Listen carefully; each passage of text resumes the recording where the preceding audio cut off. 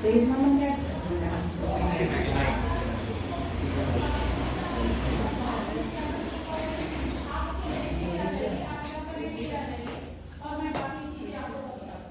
पद्यांश की व्याख्या।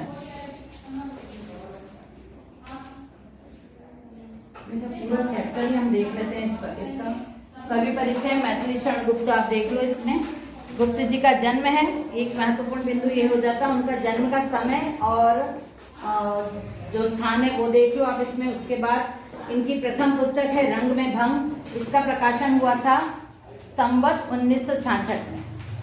उसके बाद 1969 में इनकी भारत भारती प्रकाशित हुई थी। उसके बाद गुप्त जी ने 2 महाकाव्यों और 19 खंड काव्यों का प्रणयन किया था। उसके बाद इनकी रचनाएं हैं साकेत, यशोधरा, द्वापर, जय भारत, जयदत्त वध। कोई भी आप याद रखना, 2-3 बार पढ़ोगे आपको याद हो जाएगी। आप राम भक्त कवि और भारतीय संस्कृति के अनन्य प्रस्तोता हैं। ठीक है, ये एक अंडरलाइन करके आप रख लो।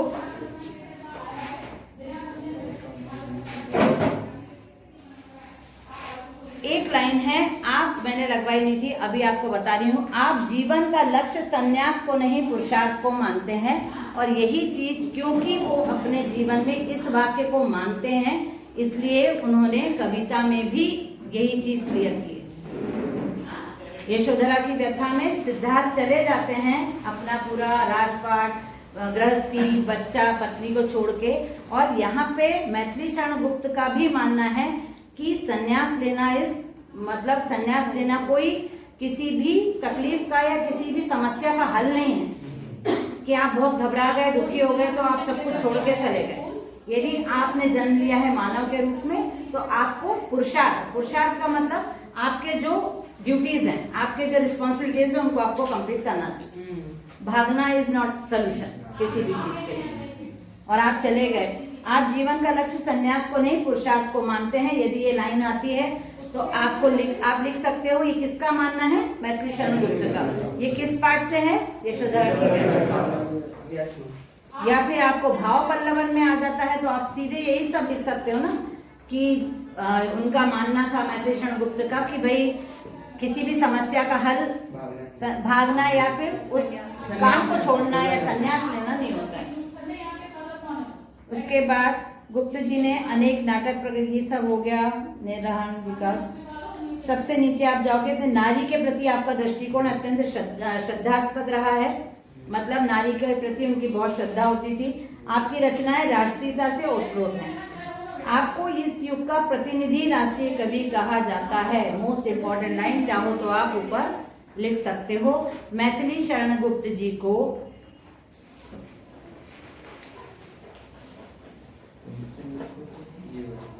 इस युग का मतलब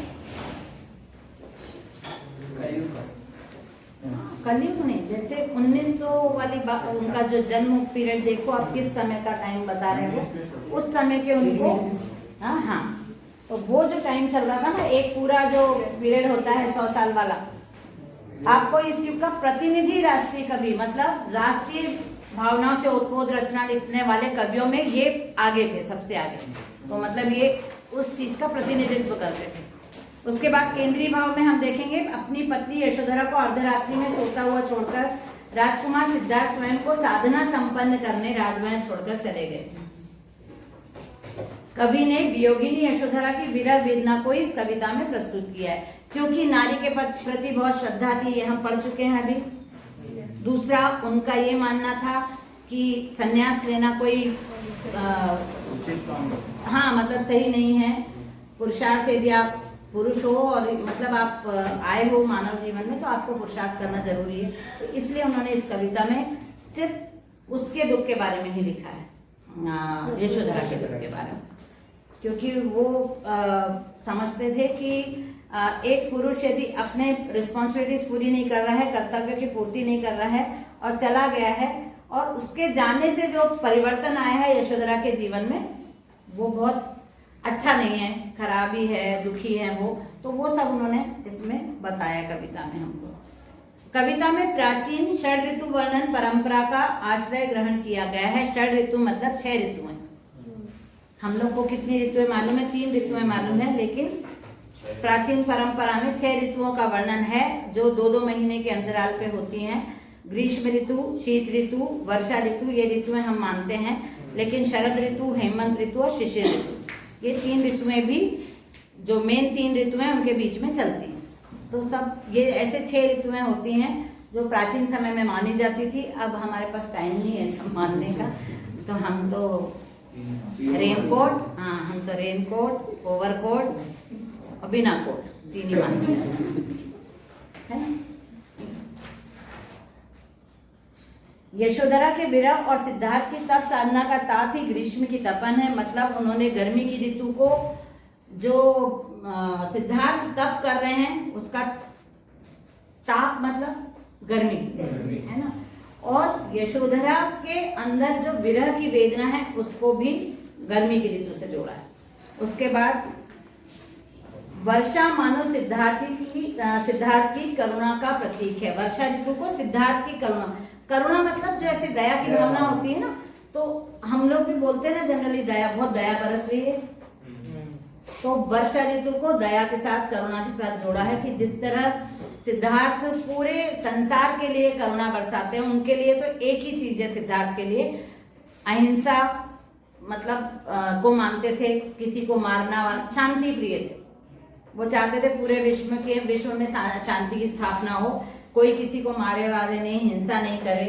तो किसी को भी दुखी देख के वो इतने ज्यादा दुखी हो जाते थे कि वो पूरे संसार में शांति की स्थापना के लिए अपना राज्य और अपना घर, परिवार, गृहस्थी सब छोड़कर शांति की खोज में चले गए थे कि मैं ऐसा क्या प्राप्त करूं, किस प्रकार का तप करूं कि पूरे विश्व में शांति की स्थापना हो, लोग प्रेम से रहें।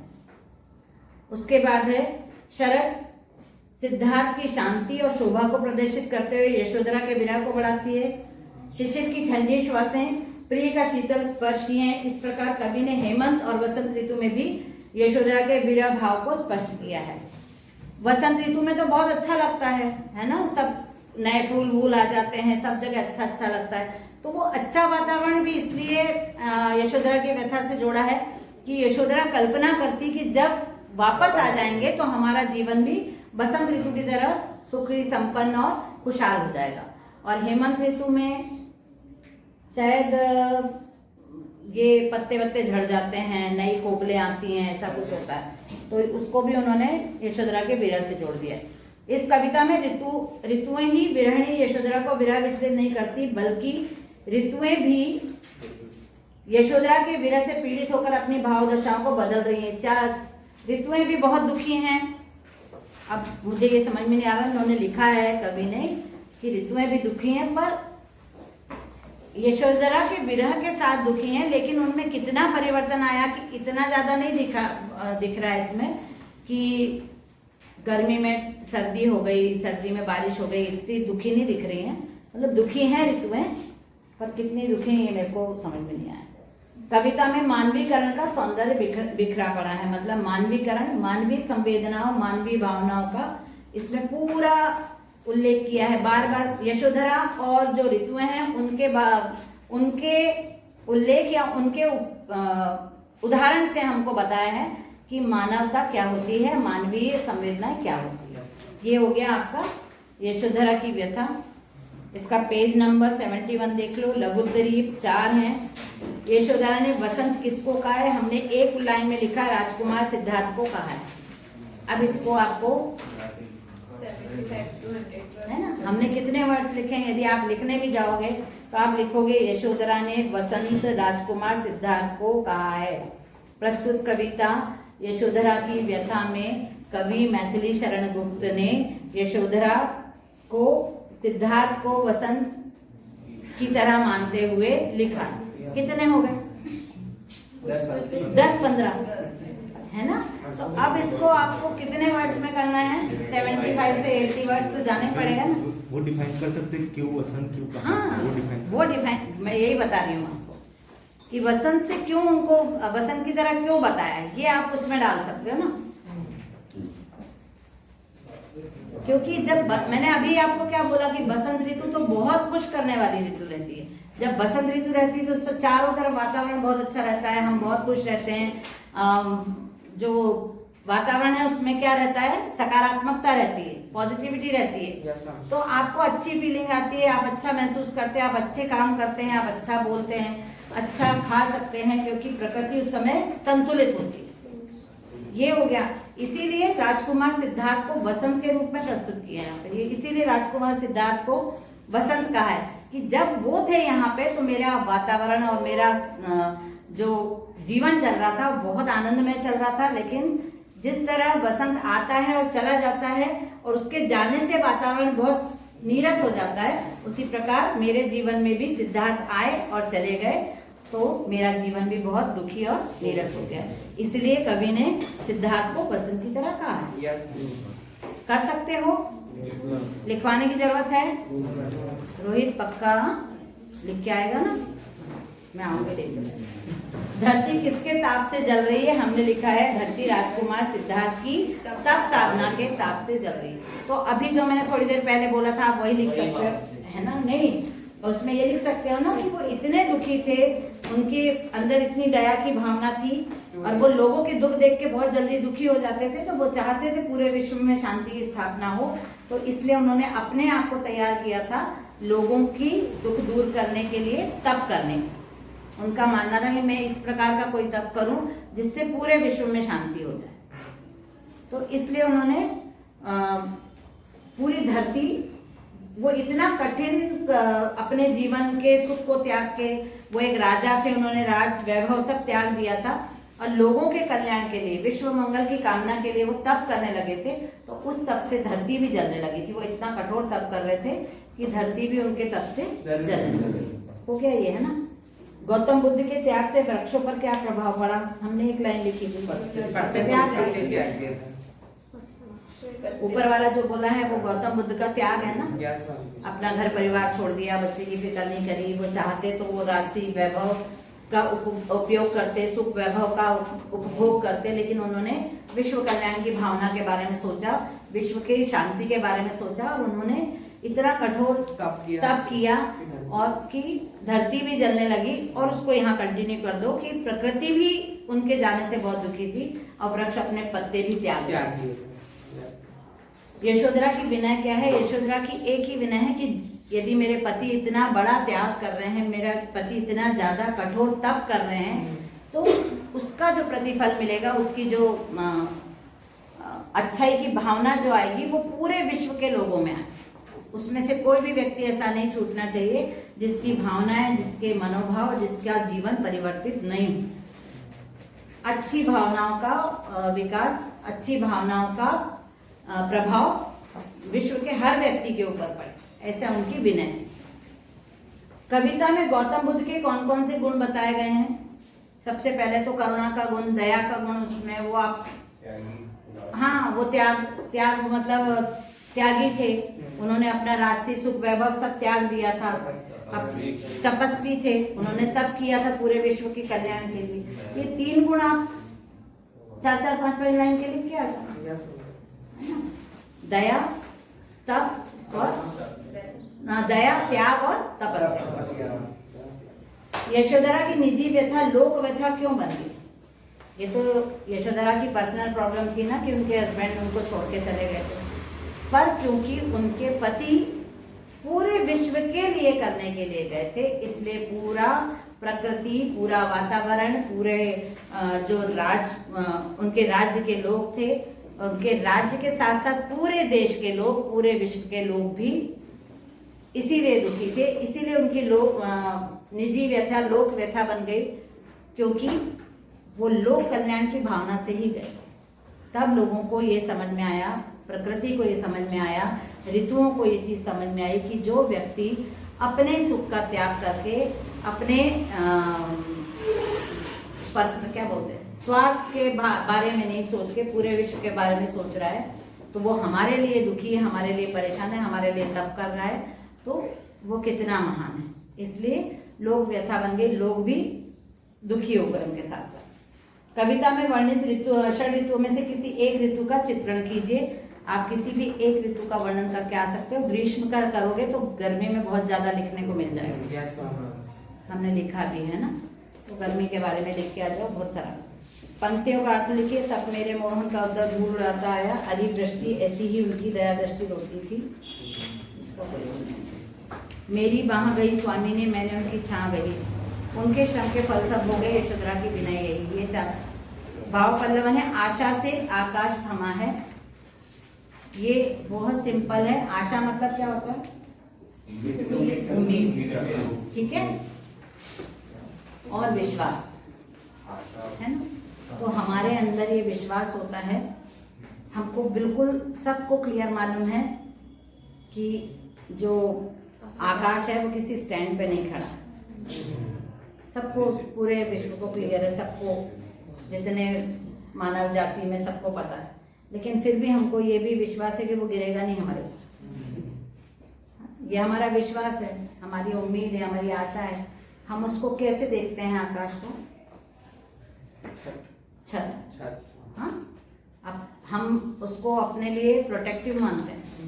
हम उससे डरते नहीं हैं कि यार इसका स्टैंड नहीं है, किसी दिन हमारे सिर पे नहीं गिर जाए। हाँ, कहीं भी हमारे मन में कभी भी आता है? नहीं आता है। तो जिस प्रकार, इसीलिए बोलते हैं, सिंपल सी चीज बोलते हैं हम लोग, बहुत सुना होगा आपने, उम्मीद पे दुनिया कायम है। तो हमारा बहुत सारी चीज हमारी उम्मीद पे, हमारे विश्वास पे, हमारी आशा पे, हमारी सकारात्मक सोच पे निर्भर करती है। हमने जो चीज मान ली है उसको यदि हम विश्वास के साथ लेते हैं तो वो जो हम सोचते हैं, चाहे वो सही है गलत है, यदि हमारा विश्वास दृढ़ है उसके साथ, तो वो चीज वैसे ही रूप में हमारे साथ रहती है। क्योंकि हम मानते हैं कि आकाश गिरने वाला नहीं है, वो तो हमारी छत है। और छत कभी भी, चाहे उसके कोई पिलर नहीं है, वो स्टैंड पे नहीं खड़ा है, लेकिन हमारा पूरा विश्वास है कि वो हमको प्रोटेक्ट करता है। तो हम उसी विश्वास से, तो आज तक करोड़ों साल से जीवन चल रहा है, आकाश वैसा ही है और ये लोगों का विश्वास है। तो उसी प्रकार यशोधरा का विश्वास था कि एक दिन मेरा समय परिवर्तित होगा, मेरे जो दुख हैं वो खत्म हो जाएंगे, और जैसा मैं पहले खुश रहती थी वैसे ही मैं आने वाले समय में भी कभी ना कभी मेरे जीवन में फिर से उल्लास आएगा, उमंग आएगी, और मैं अपने वापस पुराने समय में, पुराने समय मतलब जो अच्छा मेरा जीवन था उसको मैं जी सकूंगी। तो ये उनका विश्वास था सिद्धार्थ के लिए चले जाने के बाद। विश्व वेदना की चमक उन्हें होती थी, मतलब पूरे विश्व में जो सिद्धार्थ ने देखा, लोग आपस में अच्छे से नहीं रह रहे हैं, अच्छी भावनाएं नहीं है लोगों की, आपस में एक दूसरे को मारने काटने में लगे हुए हैं, एक दूसरे को गलत तरीके से समझते हैं। तो इस सब बातों से सिद्धार्थ दुखी होने लगे धीरे धीरे। जब उन्होंने अपने आसपास देखा कि लोग छोटी छोटी बातों को लेके एक दूसरे को मार डालते हैं, तो उनको लगा कि ऐसे तो मानव जाति समाप्त हो जाएगी। और तो क्या कारण है कि लोग एक दूसरे के खून के प्यासे हैं या एक दूसरे को नहीं समझना चाहते हैं। तो धीरे धीरे जब वो निकले, उन्होंने देखा कि वो पूरे मतलब मानव जाति में ही इस प्रकार की भावनाएं आ गई हैं कि लोग एक दूसरे को गलत ही समझते हैं, गलत नजर से देखते हैं, एक सामने वाले को अपने से कम समझते हैं। तो ये सब भावनाएं उन्होंने लोगों में देखी, तो इसलिए उन्होंने प्रयास किया। उनको ये समझ में आया कि पूरी विश्व में ये सब गलत भावनाएं पैदा हो गई हैं, तो मैं ऐसा क्या करूं कि इन भावनाओं को मैं सकारात्मक रूप दे पाऊं या इन भावनाओं को अच्छी भावनाओं में परिवर्तित कर पाऊं। तो हमेशा विश्व वेदना की चमक, मतलब पूरे विश्व के दुख थे, उनके वजह से वो हमेशा परेशान रहते थे। निम्नलिखित सामसिक शब्दों का विग्रह कर उनके नाम लिखे। बाधा व्यथा, बाधा या व्यथा, बाधा और व्यथा, इसलिए ये द्वंद्व समास है। विश्व वेदना, विश्व की वेदना, तत्पुरुष समास है। दिन मुख, दिन का मुख, तत्पुरुष समास, हाँ, दिन से मुख या दिन जैसा मुख, तत्पुरुष समास है। नवरस पहला वर्ड नंबर है, इसलिए द्विगु समास। अग्निकुंड, अग्नि का कुंड, तत्पुरुष समास है। दूध दही, दूध या दही, दूध और दही, शब्दों निम्नलिखित शब्दों में से तत्सम और तद्भव शब्दों को छाटिए। पत्ता, पत्ता, तद्भव। यदि तत्सम होता तो पत्र होता, हाँ, संस्कृत के जो वर्ड रहते हैं वो तत्सम होते हैं और संस्कृत से जो हिंदी के वर्ड होते हैं वो तद्भव। ठीक है। वाष्प तत्सम, शत शत को यदि हम तद्भव करेंगे तो 100, है ना। सांस, हाँ, यदि तत्सम करना है तो क्या लिखोगे? श्वास। प्रिय, हाँ, सूखा, तद्भव। यदि आपको तत्सम करना है सूखा को तो शुष्क। निम्नलिखित शब्दों के पर्यायवाची शब्द लिखिए। मही, पृथ्वी, धरा, धरती। हाँ, पृथ्वी का ही एक पर्यायवाची शब्द है मही, तो आप जितने पृथ्वी के पर्यायवाची वो लिख सकते हैं। विश्व, जगत, दुनिया, संसार। सलिल, जल, पानी, नीर। हेम, सोना, स्वर्ण। स्वामी, हाँ, स्वामी मतलब मालिक भी हो सकता है, प्रभु, ईश्वर। हम भगवान को बोलते हैं, वैसे मालिक तो जो आपका, हाँ, वो भी हो सकता है। नेता को भी मालिक बोलते हैं, सरदार को भी मालिक